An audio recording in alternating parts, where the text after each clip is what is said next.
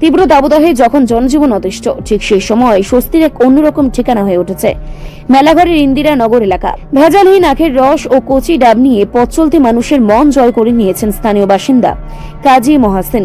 মেলাঘর সোনামুড়া মূল সড়কের ধারে সর্দার বাড়ির মসজিদে বিপরীতে ছোট্ট একটি দোকানে গত 7 বছর ধরে টাটকা আখের রস পরিবেশন করে আসছেন তিনি। পাশাপাশি রয়েছে কচি ডাবও, যা এই প্রচন্ড গরমে মানুষের কাছে বাড়তি আকর্ষণ। বর্তমানে বাজারে নানান ধরনের কেমিক্যাল যুক্ত ঠান্ডা পানীয় সহজলভ্য হলেও সচেতন মানুষ এখন ঝুঁকছেন প্রাকৃতিক পানীয়র দিকে। আর সে কারণেই মহাসিনের দোকানে সকাল থেকেই পর্যন্ত সন্ধ্যা পর্যন্ত লেগে থাকে ভিড়। বাইক আরোহী হোক বা 4 চাকা যাত্রী, অনেকে একটু থেমে পান করছেন এই এক গ্লাস ঠান্ডা আখের রস। কাজী মহাসিন জানান, গুণগত মানের সত্যতা যাচাই বজায় রেখেই তিনি এই কাজ করে যাচ্ছেন। এতে যেমন মানুষের তৃষ্ণা মেটানো যাচ্ছে, তেমনি নিজের সংসারও সৎভাবে চালাতে পারছেন। ভেজালের ভিড়ে বিশুদ্ধতার এই উদ্যোগ নিঃসন্দেহে প্রশংসার দাবি রাখে।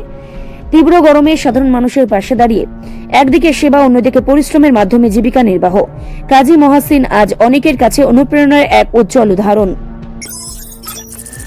রিপোর্ট সংবাদ প্রতীক্ষা।